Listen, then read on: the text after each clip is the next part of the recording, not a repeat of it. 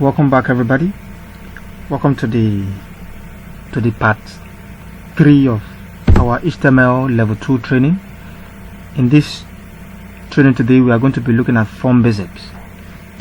Now, creating forms in HTML revolves around the tag, the input tag. Whenever we are creating form in HTML, we always call the keyword input. Are we together? Now, we will look at various types of input for forms and how we can use them to accept user input. So I believe almost all of us, if not all of us, are on Facebook. And when you were creating your Facebook account, I believe you were asked to enter some information, some details about yourself, right? Now, that form where that location where you imputed your details is called a form, and that is what we are going to be creating now. Are we together? Yes. So without wasting much of our time, let me go straight to our code editor. I have my Visual Studio Code set up already. This is our browser. Alright, so I've created another file called form.html. so I believe you know how to create a file now, so create another file called form.html. Now whenever we are making use of form, we need to let HTML know that we are dealing with form, and for us to do that, we are going to declare form. We say form, right? If you notice, as soon as I close the body, the opening tag, it automatically add the closing tag for the form, right? So now this is where our form is going to be situated. We have the form, the opening tag, we have the form, the closing tag. Are we together? Yes. So now the next thing, let me have my h1. Okay, let me just say h2 because I want to print out some stuff here. I'll say working on forms, right? So the next thing that I do now is what I said. Whenever we're making use of forms, we make use of the input tag. So I'm going to be calling the input tag. I'll say input. Right now, once I close it, now if you notice, it's not having the closing tag for the input because the input is a self-closing tag, just like our image tag. You know, the image tag is a self-closing tag as well. So the input tag is a self-closing tag, meaning that we don't need to do something like this. We don't need to say okay, we don't need to say okay, we are closing the input like this. This is wrong because the input is a self-closing tag. Hope is clear. I believe so. So now inside the input, the next thing that we're going to be doing now, we're going to add the type. What type of data are we planning to showcase? Are we together? So I want to show text. Maybe I just want the user to enter his full name. Then I will add the value. I'll say value and let the value be what? Full name. Right, I save. I'll come over here now to refresh. Is he working on forms? Which is this? Can you see our form is taking shape already? So we have input. You are telling the form that you want to make use of this particular form. Whenever you are creating form, you must call the keyword input. Then you specify the type. Now the type lets HTML knows the kind of data that should be entered into the form. That is why we say type text, and the value is what? Full name. Whenever you're what will be here is your full name. Say I have my full name as what? The prof, right? And so on. Now I want to create another form. Let me add something else. Let me say this time around, let me have email. The name. Okay, I'm going to be removing this for now because I don't want some of us to be confused with this.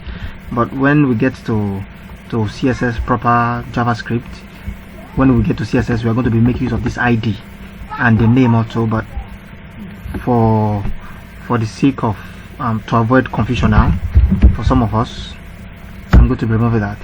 So let me have email. All right, let me add another one called password. Another input. I will call it password. The type is specified as what? Password. Password. And the value, let the value be, okay, let's say my password. My password. Right? Okay, we have this, right? Now, you know every form has a submit button. So let me call our submit button. We start our input. We say type. The type is going to be what? Submit. Submit. Huh? And the value we are going to have register. Right? I close this, I save, and I refresh. Alright, so we have our 3 forms now. You notice we created 3 inputs with a submit button.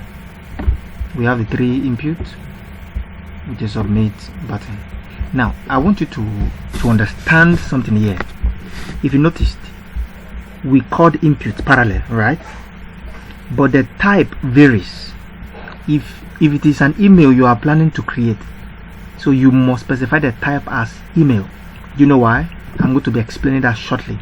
And if it is a password, you are going to be specifying the type as what? As password. Now, as soon as you specify the type as submit, HTML automatically knows that you are talking about a button. So this submit means you need a button, and whatever you have as a value, that is what will be displayed outside. That is why when we have full name here in this type text, when we have full name, if you notice what we have here too is what? Is full name. When we have email here, what do we have here too? Email. So now that we have registered in the button, that's what we have registered. Let's say now I want to change this one to send. Let me say send. To change this one to send, I save the button, I refresh. You see, automatically the button has changed also to send. So whatever it is that is in the that is in the value, that is exactly what will be displayed. Hope that is clear. Yes. Now, the difference between this text, email, and password. Let me explain that next. Okay. Watch now. If I should hit send, can you see? This is the email. It's saying please include an @ You know, normally your email is supposed to contain let's say, okay, my name now, the prof, okay, the prof082 at gmail.com or at ogtechnetworks.com, the word that numeric, sorry, not numeric, that special key, is called @ is needed whenever we're dealing with email, right? So now, as soon as you specify the type to be email, the browser will recognize that you are talking about email. So any user that tries to fill up the email without actually adding that special keys called @ the browser will pop up this error message that please include an @ in the email. That means our form is interactive, is responsive, and the reason for this is what? By the time you specify some informations, okay, maybe I will leave that when we are coming up in terms of this form, but I hope you get that now. That is for the email. Now when we talk about the password here, you discover that as soon as you say password, you know, normally whenever you are typing your password, it's okay, I'm typing my password, everything is supposed to be hidden, right? So because we specify the type password, so the browser will recognize that the password is not supposed to be displayed, it is not supposed to be exposed, so everything will be hidden. Why the text, anything text, meaning that this is what you want people to see, blah blah blah and stuff like that. Is it working? It's working. Now once I hit send now, it's going to complain that I have not included an @ Now let me include an @ anything.com, right? Then I send, bam, everything works.